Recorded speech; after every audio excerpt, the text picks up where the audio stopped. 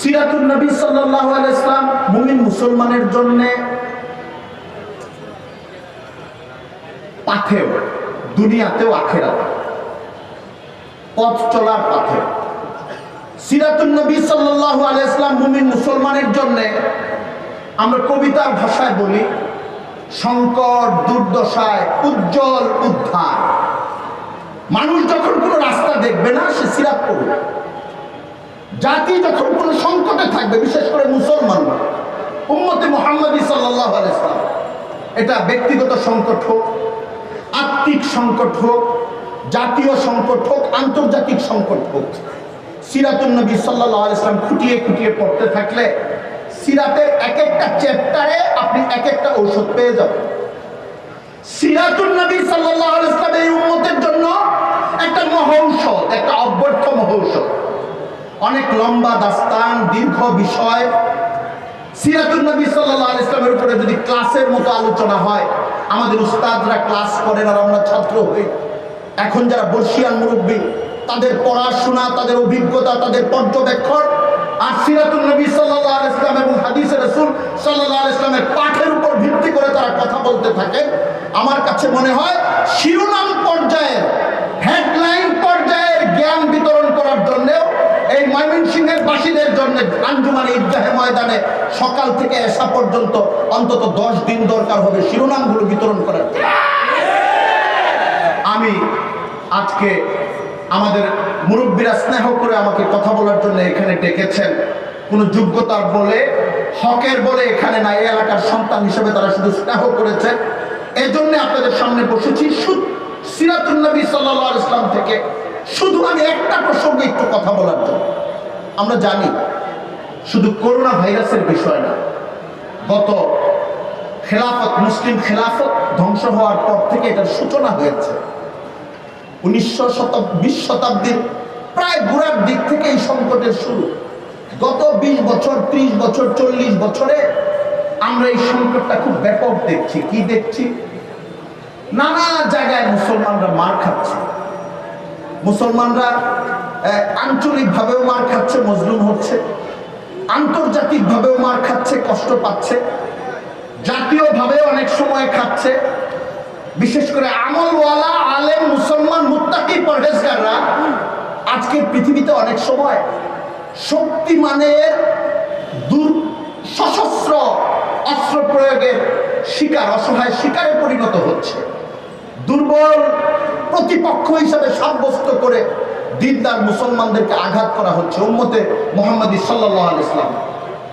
এটা একটা প্রতিকূল সময় বলি আমরা ইতিহাসের দিক থেকে। প্রতিকূল সময়, প্রতিকূল পরিস্থিতি, উল্টা পরিস্থিতি, কষ্টের পরিস্থিতি, সংকটের পরিস্থিতি। সিরাতুন নবী সাল্লাল্লাহু আলাইহি ওয়াসাল্লামের দিকে যদি আমরা তাকাই, আমরা রাসূল করিম সাল্লাল্লাহু আলাইহি ওয়াসাল্লামের জীবনে সংকট সময়টা কেমন ছিল, সংকট কাটার সময়টা কখন এসেছে আমরা দেখতে পাবো। গোটা রাসূলের জীবনের প্রথম অংশ আর মাঝের পরের অংশ, দুইটা অংশ যদি আমরা বারবার দেখি, মক্কি জীবন আর মাদানী জীবন, ক্বাবলাল হিজরা বাদাল হিজরা, বাদান নবুওয়া ক্বাবলাল হিজরা, বাদাল হিজরা ইলাল ইন্তিকাল ইলাল রিহলা, এই সময়গুলো যদি আমরা বারবার তুলনা করে দেখি, একের পর এক এরকম ঘটনা পাবো। ওখানে আমি সান্ত্বনার মলম পাবো এবং জীবনকে আমি কিভাবে আমার কর্মসূচি নিয়ে এগিয়ে যাব তার অনেক প্রলেপ, অনেক সৌন্দর্য, অনেক আদর্শ, অনেক সান্ত্বনা ইনশাল্লাহ পাবো। আপনাদের মনে আছে এখানে অনেক উলামায়ে কেরাম আছেন তরুণ, প্রায় সবার মনে আছে। মুসলমান হিসাবে বহু মানুষের সিরাতের এই টুকরাগুলো পড়ে আছে। আমি আজকে একটা ঘটনার সঙ্গে দুইটা ঘটনা ছোট্ট করে শুধু উদ্ধৃত করব। হযরত আব্বাস ইবনে আব্দুল মুত্তালিব রাদিয়াল্লাহু তাআলা আনহু, রাসূল করিম সাল্লাল্লাহু আলাইহি ওয়াসাল্লামের খুব মহব্বতের চাচা। হিজরতের পরেও রাসূলের যে দুইজন চাচা রাসূলের সঙ্গে খুব ঘনিষ্ঠভাবে যুক্ত ছিলেন, রাসূলের আবু তালেবের ইন্তেকালের পর থেকে আব্বাস ইসলাম গ্রহণ করেছেন আরো পরে, কিন্তু রাসূল করিম সাল্লাল্লাহু আলাইহি ওয়াসাল্লামের প্রতি মমতা প্রকাশ, ভালোবাসা প্রকাশ হযরত হামজা যেমন করেছেন, আব্বাসও এরকম বারবার করেছেন। হযরত আব্বাস ইবনে আব্দুল মুত্তালিব অনেক ক্ষেত্রেই আবু তালেবের পরে রাসূল করিম সাল্লাল্লাহু আলাইহি ওয়াসাল্লামের অভিভাবকত্বের ভূমিকাটা পালন করেছেন, গার্জিয়ানের ভূমিকাটা, কাফিলের ভূমিকাটা পালন করেছেন। আমরা হযরত আব্বাস ইবনে আব্দুল মুত্তালিবের আমি শুধু দুই সময়ের দুইটা সংলাপের কথা বলব। হিজরতের আগে যখন মদিনা থেকে 70 থেকে 80 জনের মধ্যে 72-75 ইয়াসরিববাসী রাসূল করিম সাল্লাল্লাহু আলাইহি ওয়াসাল্লামের কাছে আসলেন। নবুয়তের 12তম বছর, আগের বছর 10-12 জন রাসূলের হাতে হাত রেখে ঈমান এনে বায়াত হয়ে চলে গেছেন, বায়াতে আকাবায়ে উলা। পরের বছর মিনায় ওই আগের বছর যারা গিয়েছেন তাদের দাওয়াতে, তাদের তাশকিলে তারা তৈরি হয়ে এসেছেন হজের মৌসুমে। 70-এর উপরে মানুষ তারা রাসূলের হাতে বায়াত হয়েছেন, ঈমান এনেছেন।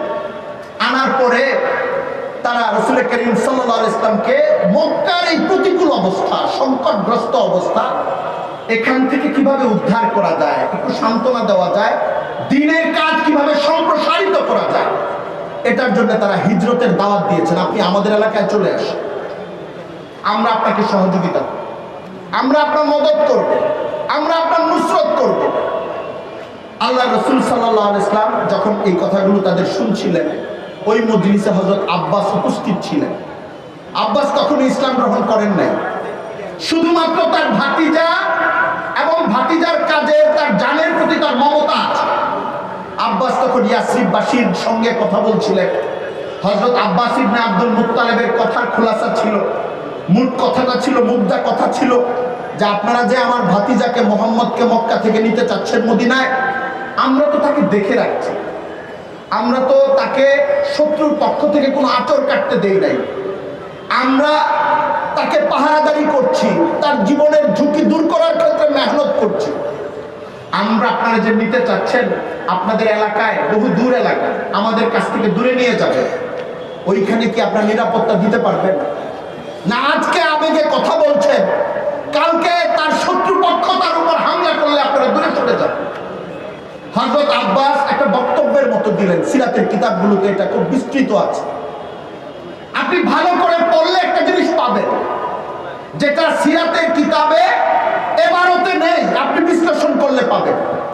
হযরত আব্বাস ইবনে আব্দুল মুত্তালিব যখন ইয়াসরিববাসীর সঙ্গে কথা বলছিলেন, তখন তার কথাগুলো ছিল, যখন কূটনৈতিকভাবে দুইটা পক্ষ কথা বলে, একটা পক্ষ যখন একটু বেকায়দায় থাকে, আমরা বলি ডিপ্লোম্যাটিক বার্গেনিং, কূটনৈতিক দর কষাকষি, যে আমার দেশের এতগুলো মানুষ আপনার দেশে আশ্রয় নিবে, আপনি তো আমাদেরকে জায়গা দিবেন, আমাদের লোকজন মারা যাবে না তো, এই কথাগুলো টেবিলের এই পাশ থেকে যখন বলা হয়, তখন আসলে 100 দর কষাকষির মেজাজ থেকে বলা হয় না, একটা বিপন্নতার অনুভূতি তখন তার সঙ্গে থাকে, যে আসলে তো আমার যাইতেই হবে তার কাছে, তার সাহায্য লাগবে, একটু দেখি নিশ্চয়তা পাওয়া যায় কিনা যে আমার লোকজন ওইখানে গিয়ে বিপন্ন হবে না, আমার লোকজন ওইখানে গিয়ে সংকটে পড়বে না, আমার লোকজন ওইখানে গিয়ে তাদের জীবন বিঘ্নিত হবে না। আমরা বলি যে কূটনৈতিক দর কষাকষির ক্ষেত্রে একটা মানসিকভাবে এক ধরনের দুর্বলতার মধ্যে ছিলেন হযরত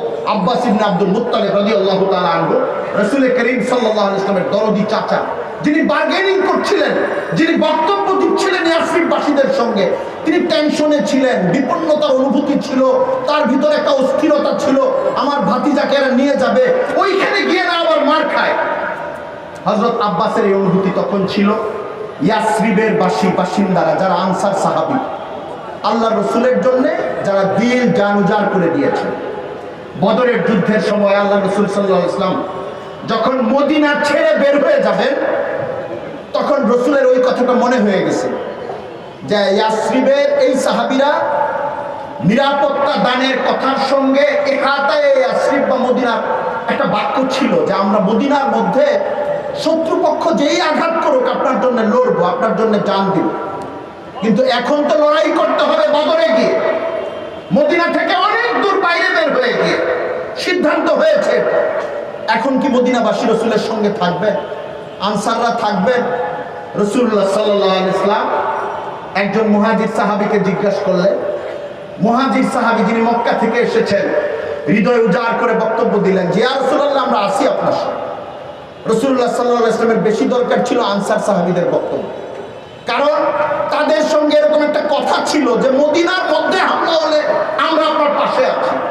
হযরত সাদ ইবনে মুআজ রাদিয়াল্লাহু তাআলা আনহু, যিনি বনু কুরাইজার ঘটনার পরে ফয়সাল ছিলেন, যিনি খন্দকের যুদ্ধে আহত হয়ে পরে শাহাদাত বরণ করেন, যিনি ওই সময় বলেছেন, ইয়া রাসূলুল্লাহ, আমরা আছি, আপনার ডানে আছি, বামে আছি, সামনে আছি, পেছনে আছি, আপনি যদি বলেন সমুদ্রে ঝাঁপিয়ে পড়তে, আপনার নির্দেশে আমরা সমুদ্রে ঝাঁপিয়ে পড়বো, আমরা আপনাকে ছেড়ে যাব না। বনি ইসরাইল যেরকম তাদের নবী মুসা আলাইহিস সালামকে বলেছে, আপনি আর আপনার প্রভু গিয়ে যুদ্ধ করুন, আমরা সেই বনি ইসরাইলের মতো না, আপনি আমাদেরকে যেদিকে যেতে বলবেন আমরা সেই দিকে যাব। মদিনাবাসী, সেই মদিনাবাসী রাসূলুল্লাহ সাল্লাল্লাহু আলাইহি ওয়াসাল্লামের নিরাপত্তা দানের বক্তব্য হযরত আব্বাসকে দিয়ে চলে গেলেন। আমি এখানে কথা লম্বা করবো না, এটা একটা ঘটনা, হযরত আব্বাসের একটা সংলাপ, যেখানে উনি রসুলের বিপন্নতার আশঙ্কা করছিলেন, যেখানে ওনার ভেতরে এই অনুভূতি ছিল যে আমার ভাতিজার কি জানি হবে, মক্কায় তো চারদিকে তার বিরুদ্ধে গালমন্দ, কত প্রতিকূলতা, কত সংকট, কত মার, তার লোকেরা চলতে পারে না, বিচরণ করতে পারে না। আব্বাস তখনও ইসলাম গ্রহণ করেন নাই, কিন্তু ভাতিজার সকল কাজের প্রতি তার দরদ। ওই সময় তার ভেতরে এই ভীতিটা ছিল। আপনি সিরাতের কিতাব উল্টান, রিজালের কিতাব উল্টান, তারিখের কিতাব উল্টান, হযরত আব্বাসের জীবনে কিছু স্বর্ণালী অধ্যায় পাবেন। আব্বাস ইবনে আব্দুল মুত্তালিব বদরের যুদ্ধের পরে পাবেন। আরেকটা সংলাপ পাবেন সুন্দর, এটা হলো ফতে মক্কার আগের রাতের সংলাপ।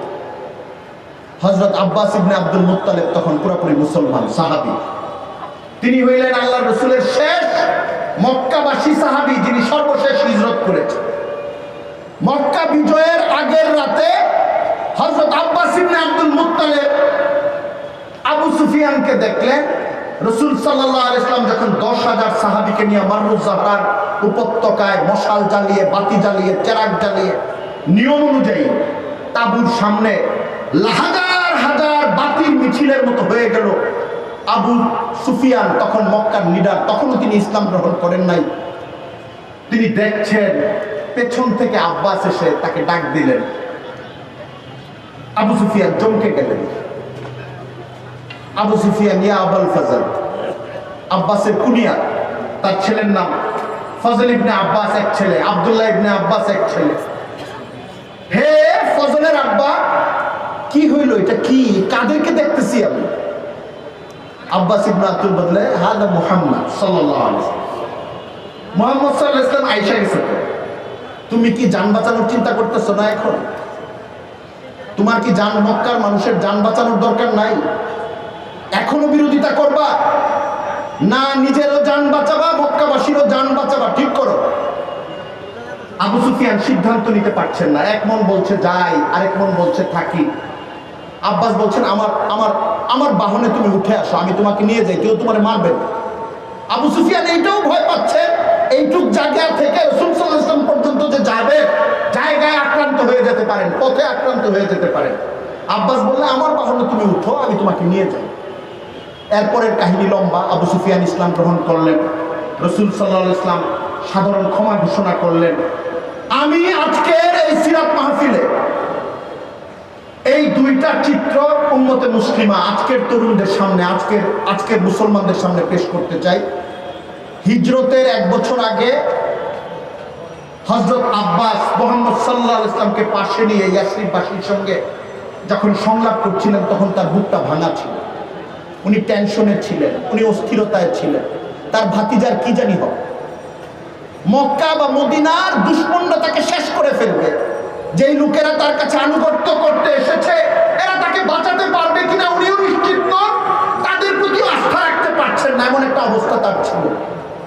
আর ওই মানুষটাই 9 বছর পর, বায়াতে আকাবায়ে সানিয়া হিজরতের আগের বছর, মক্কা বিজয় হিজরতের 8ম বছর, ঠিক 9 বছর পর যখন রাসূল সাল্লাল্লাহু আলাইহি ওয়াসাল্লাম মক্কার উপকণ্ঠে পৌঁছে গেলেন, মক্কা বিজয়ের আগ মুহূর্তে, সারা মক্কার কাফেরদের লিডার যে আবু সুফিয়ান, তখন আবু সুফিয়ানকে আমরা বলি কূটনৈতিকভাবে উনি প্রেসার সৃষ্টি করার ভাষায় কথা বলছেন, উনি আতঙ্কিত করার ভাষায় কথা বলার সক্ষমতা তার চলে এসেছে। উনি পুরা মক্কার যারা লিডার এখন পলায়নপর হতে থাকবে, যারা একসময় মুসলমানদের উপর ত্রাস সৃষ্টি করেছে, যারা মুসলমানদেরকে ভূমি ছাড়া করেছে, যারা মুসলমান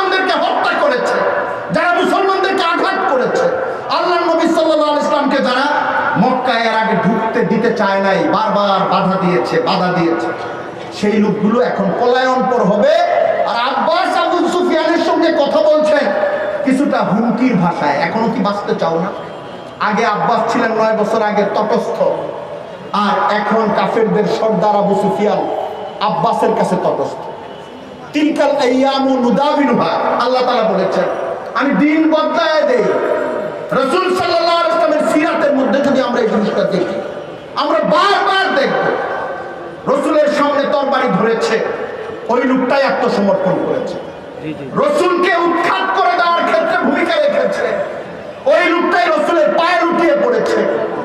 রাসূলের বিরোধিতা করার জন্য জীবন উজাড় করে দিয়েছে, ওই লোকটাই মক্কা বিজয়ের পরে অথবা তার আগে আত্মসমর্পণ করে ঈমান এনে সৌভাগ্যবান হয়েছে। উহুদের যুদ্ধে যার কারণে মুসলমানদের এক ধরনের বাহ্যিক পরাজয় হয়েছিল, এক ধরনের, সেই হযরত খালিদ ইবনে ওলীদের ইতিহাস হলো মক্কা বিজয়ের আগে তার পিতা ছিলেন অনেক বড় কাফের সর্দার ওলীদ ইবনে মুগীরা। বদরের যুদ্ধে যে মারা গেছে, খালিদ ইবনে ওলীদের ভেতরে ওই লড়াইয়ের মানসিকতা ছিল মুসলমানদেরকে আঘাত করা, প্রতিশোধ নেওয়া। কিন্তু খালিদ ইবনে ওলীদ রাদিয়াল্লাহু তাআলা আনহু রাসূল সাল্লাল্লাহু আলাইহি ওয়াসাল্লামের কাছে ঈমান এনে পরে খালিদ সাইফুল্লাহ নামে তার বাকি জিন্দেগি ইসলামের ইতিহাসে একটা স্বর্ণোজ্জ্বল অবস্থান তার রচিত হয়ে গেছে। আমরা ইকরিমার ইতিহাস জানি। হযরত ইকরিমা ইবনে আবি জাহল রাদিয়াল্লাহু তাআলা আনহু মুসলমানদের অন্যতম প্রধান শত্রু রাসূল করিম সাল্লাল্লাহু আলাইহি ওয়াসাল্লামের যুগে। আবু জাহেলের নাম জানে না এই যুগে এমন মানুষ পাওয়া যাবে না, সম্ভবত মুসলিম উম্মার কোনো যুগেই ছিল না। এটা হলো আবু জাহেল হইল ইসলাম বিরোধিতার এই উম্মতের প্রতীক। সেই আবু জাহেলের ছেলে মক্কায় রাসূলের বদরের যুদ্ধে বিরোধিতা করেছে, হত্যা করতে চেষ্টা করেছে, উহুদের যুদ্ধে চেষ্টা করেছে, খন্দকে চেষ্টা করেছে, মক্কা বিজয়ের সময় মোস্ট ওয়ান্টেড পারসন হয়ে গেছে। আল্লাহ রাসূল যাদের ব্যাপারে নোটিশ দিয়ে দিয়েছেন এদেরকে যেখানে পাওয়া যায় মারতে হবে। আবু সুফিয়ান সেরকম ছিলেন, হযরত ইকরিমা সেরকম ছিলেন।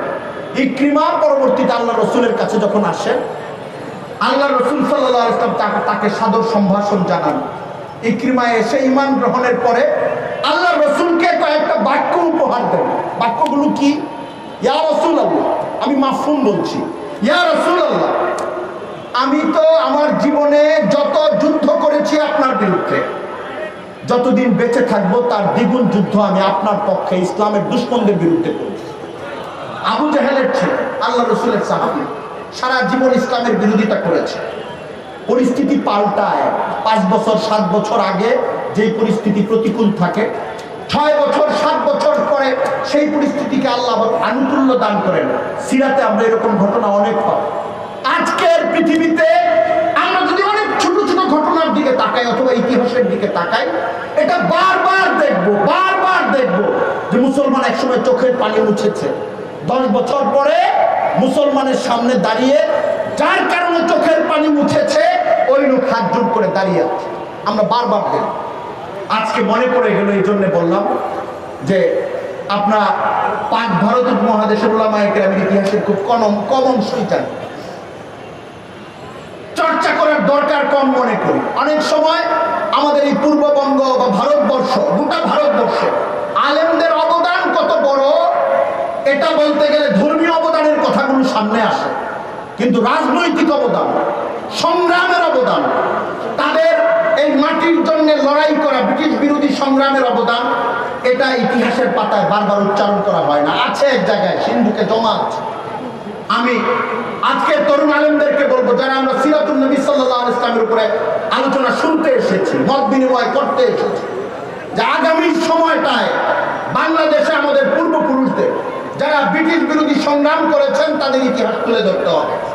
আমি হযরত আব্বাস ইবনে আব্দুল মুত্তালিবের ইতিহাসের সঙ্গে রাসূল করিম সাল্লাল্লাহু আলাইহি ওয়াসাল্লামের প্রতিকূলতা এবং আনুকূল্যের ইতিহাসের সঙ্গে আমাদের আকাবিরদের ইতিহাসের একটা মিল পাই। কি মিল পাই? আমি আজকে ওই প্রসঙ্গটা বলেই বিদায় নেব। আপনারা যদি খেয়াল করে থাকেন, যখন 1831 সনে 6 মে বালাকোটের ময়দানে সৈয়দ আহমদ শহীদ রহমতুল্লাহি আলাইহি একটা অতর্কিত যুদ্ধের মধ্যে পড়ে গেলেন। তার প্রতিপক্ষ হলো রঞ্জিত সিং, শিখ বাহিনী, যারা মূলত ব্রিটিশ বেনিয়াদের মদতপুষ্ট, ব্রিটিশ বেনিয়াদের হয়ে যারা এই লড়াই করছে।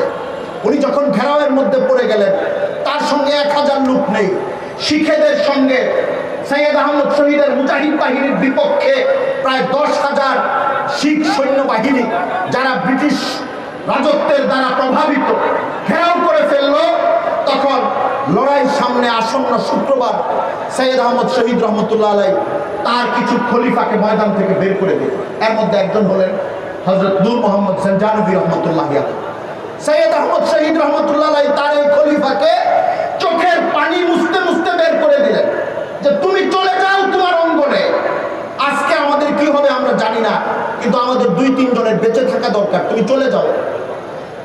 বালাকোটের লড়াই হইল, সৈয়দ আহমদ শহীদ, শাহ ইসমাইল শহীদ, আলেমদের মুজাহিদদের বড় একটা কাফেলা শাহাদাত বরণ করলেন। অনেকেই শাহাদাত বরণ করেন নাই, ইতিহাসে তাদেরকে গাজী বলা হয়।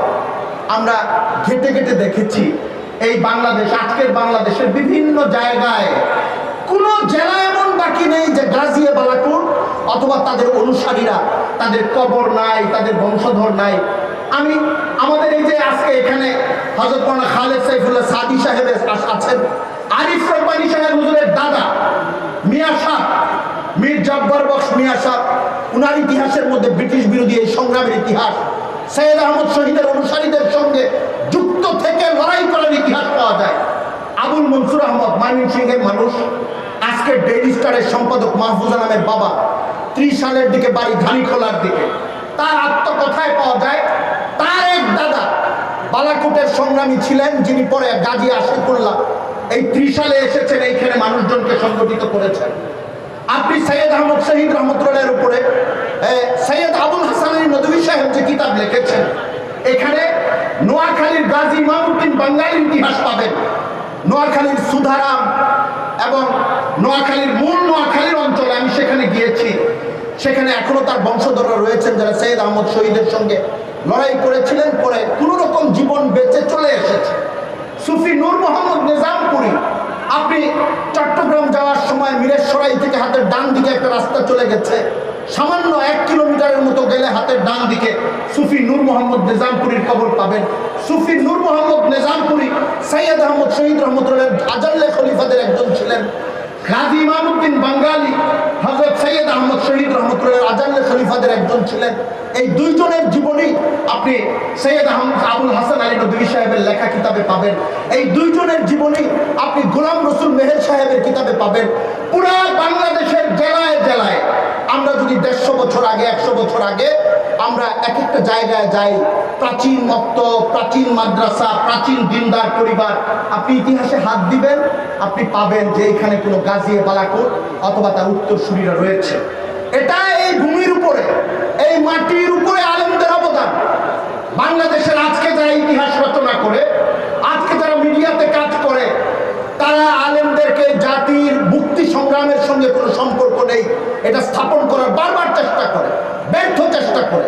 আমাদের দায়িত্ব হলো আলেমরা 150 বছর ব্রিটিশ বিরোধী যে সংগ্রাম করেছেন, সৈয়দ আহমদ শহীদ রহমতুল্লাহ আলাই যে সংগ্রামের জন্য জীবন দিয়ে গেছেন, সৈয়দ আহমদ শহীদ রহমতুল্লাহের অনুসারীদের থেকে নিয়ে পরবর্তীতে যে সংগ্রাম চলে এসেছে, এই ইতিহাসটা বারবার বলে। আমি আপনাদেরকে বলছিলাম, উনি সুফি নূর মোহাম্মদ নিজামপুরীকে বের করে দিয়েছেন ময়দান থেকে, যে তুমি যাও, তুমি যাও, তুমি চলে যাও। সুফি নূর মোহাম্মদ জানজানভী উনি ময়দান থেকে বের হয়ে গেলেন। ময়দান থেকে বের হয়ে উনি যখন উত্তরপ্রদেশে আসলেন, দিল্লিতে আসলেন, তখন ওনার সঙ্গে অন্য অনেকের সম্পর্ক হলো। এর মধ্যে অন্যতম ওনার খলিফা হলেন হাজী এমদাদুল্লাহ মুহাজির মক্কি রহমতুল্লাহি আলাই, সৈয়দুত তায়েফা রহমতুল্লাহি আলাই। হাজী এমদাদুল্লাহ মুহাজির মক্কি রহমতুল্লাহের সঙ্গে সম্পর্ক হলো রশিদ আহমদ গঙ্গুহি, কাসিম নানুতুবি রহমতুল্লাহি আলাইহি, হাকিমুল উম্মত আশরাফ আলী থানভী, হুসাইন আহমদ বদরি রাহিমাহুল্লাহ তাআলা, কাসিম নানুতুবি রহমতুল্লাহি আলাইহি, রশিদ আহমদ গঙ্গুহি এবং হাজী এমদাদুল্লাহ মুহাজির মক্কি, তারা 1857 সনে সিপাহী বিপ্লব চলাকালে উত্তরপ্রদেশের শামিলি নামক জায়গায় ব্রিটিশ বিরোধী একটা আলাদা বিপ্লব করে একটা আলাদা রাষ্ট্র কায়েম করেছিলেন। এই রাষ্ট্র পরে তারা রাখতে পারেন নাই। হযরত হাজী এমদাদুল্লাহ মুহাজির মক্কি মক্কায় চলে যান, আর কাসেম নানুতুবি, রশিদ আহমদ গঙ্গুহি আত্মগোপন করে চলেন। এর 9 বছর পরে দারুল উলুম দেওবন্দের প্রতিষ্ঠা হয় উত্তরপ্রদেশে। আর ছেষট্টির পর থেকে 1966, 2021, 150 বছরের চেয়ে বেশি সময় পার হয়েছে। আমি আপনাদেরকে হযরত আব্বাস ইবনে আব্দুল মুত্তালিবের ইতিহাসের দিকে রুখ করে বলতে চাই। আব্বাস ইবনে আব্দুল মুত্তালিব 9 বছর আগে যেরকম ইয়াসরিববাসীদের সঙ্গে কথা বলার সময় তটস্থ ছিলেন, শঙ্কিত ছিলেন, আর 9 বছর পরে যখন আবু সুফিয়ানের সঙ্গে কথা বলেছেন তখন তার ভেতরে প্রবল আত্মবিশ্বাস। মুহাম্মদ সাল্লাল্লাহু আলাইহি ওয়াসাল্লামের পক্ষ থেকে পুরা মক্কার কাফেরদেরকে তখন তিনি শাসন করছেন, হুমকি দিচ্ছেন তারা যেন তাদের নিজেদের পথ ঠিক করে নিতে পারে। হযরত কাসেম নানুতুবি এবং রশিদ আহমদ গঙ্গুহি দারুল দেওবন্দের যে বাগান তৈরি করে গেছেন, আমরা রাজনৈতিক বিজয় অর্জন করতে হয়তো পারি নাই, আমরা ব্রিটেন দখল করতে পারি নাই, আমরা আমেরিকা দখল করতে পারি নাই, মুসলমানরা অস্ট্রেলিয়া দখল করতে পারে নাই, সাউথ আফ্রিকা দখল করতে পারে নাই, কিন্তু আপনি ইতিহাসের দিকে দেখেন আজকে কাসেম নানুতুবির এই দারুল দেওবন্দের সন্তানেরা সাউথ আফ্রিকায়, ব্রিটেনে, অস্ট্রেলিয়ায়, আমেরিকায়, ইউরোপ, আমেরিকা এবং আফ্রিকার কোনো দেশ বাকি নাই যেখানে দারুল দেওবন্দের সন্তানেরা দিনের এক একটা দুর্গ গড়ে তোলে নাই। ইতিহাস ঘুরে ঘুরে আসে। আমরা সংকটের সময় ভয় পাই, মনে করি এই দিন আর বদলাবে না। আমরা নানা সময় যখন মুসলমানদের উপরে হামলা হতে থাকে আমরা মনে করি এরকমই মনে হয় হবে, এই দিন মনে হয় আর শেষ হবে না।